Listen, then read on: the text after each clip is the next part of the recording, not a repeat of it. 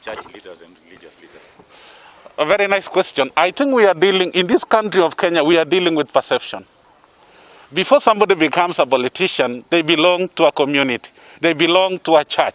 And when they have risen through ranks and they have become people of, let's say they have become politicians, for example, and they come back to their church and participate in the welfare of the church, it's about perception. The church will be accused that you are becoming part and parcel of this person and so on and so forth. But I want to say that coming to church on a Sunday, for example, and somebody is participating in the welfare of the church should not negate the role of the church in even shaping this person. In fact, it should be the opportunity that when I see a politician seated in the pulpit, I should be able to send them, I should be able to commission them, so that on Monday, when they were in church on Sunday or on Saturday, they can come out and become a transformed people. The only problem is when we massage the messages. When you have seen a politician, you start changing the sermon of the day. I think that is what we want to say. Yes, we own up, we take the responsibility, but why don't we take the advantage and say, we are sending you, we are commissioning you. You are leaving the church building. Thank you. You have come. You have helped us. We have raised funds for building the church and doing some developments of the church. But as you stand out on Monday, can it be known that you want peace and you mean good for this country? So that is what we need to do. Otherwise, it's all about perception. And we can't run away from these people. They belong to us. And Christ said, I came for these sinners.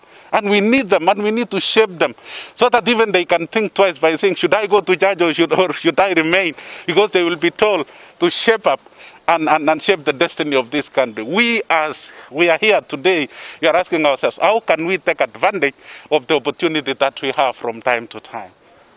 It's that when we look at the traditional fireplace, the three stones, we want to ask our chiefs, the provincial administration and the security personnel, to take care of this human being in those three stones.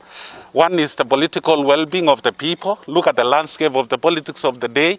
Are they politics which are building? Look at the spirituality of the people. The Kenyan people, the equilibrium must be struck. That how is the spirituality of the people? Where we see love, we see forgiveness, we see peace. So they should also be custodians of the same. And then the social cohesion and integration of the people.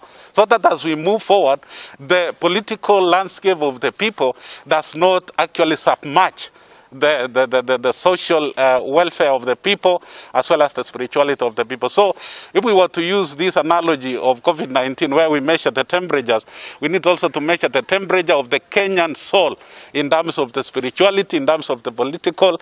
I think the temperature of the politics of Kenya rises. It can go even beyond the 37 degrees centigrade. And so the social cohesion, how people interact. We want to see an environment whereby people go and do the voting and go back and continue with their business without looking back what will happen the day after tomorrow. So that's our appeal as church and as religious leaders. Thank you very much. Any more questions to you? Thank you so much. Additionally, I want to say that media in Kenya has grown. There is majority, there is responsibility, and we want to call a spade, whereby people have matured and grown and taken stock of themselves. We want to stand as religious leaders. We are forever grateful. The only thing that we want to continue encouraging the media is for them to realize that they are the gatekeepers of the society. We can't run away from the media. And whatever they represent, they are telling our story. They are the ones telling our story. We are the ones generating the story, and then they disseminate the same.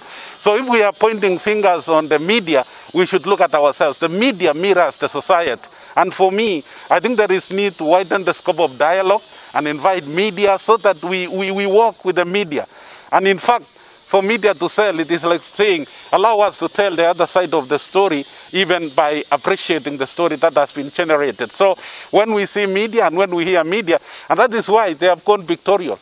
If you are talking about the French church in Africa, they will show you the presiding clerk, so that you don't separate and say, oh, media. So media belong to us, and we want to appreciate them. We want to laud them and continue moving forward with them. And I think we want to tell the media also that we want to appreciate that good stories nowadays have started selling. You know, a long time ago, it was the bad stories that the man bit the dog.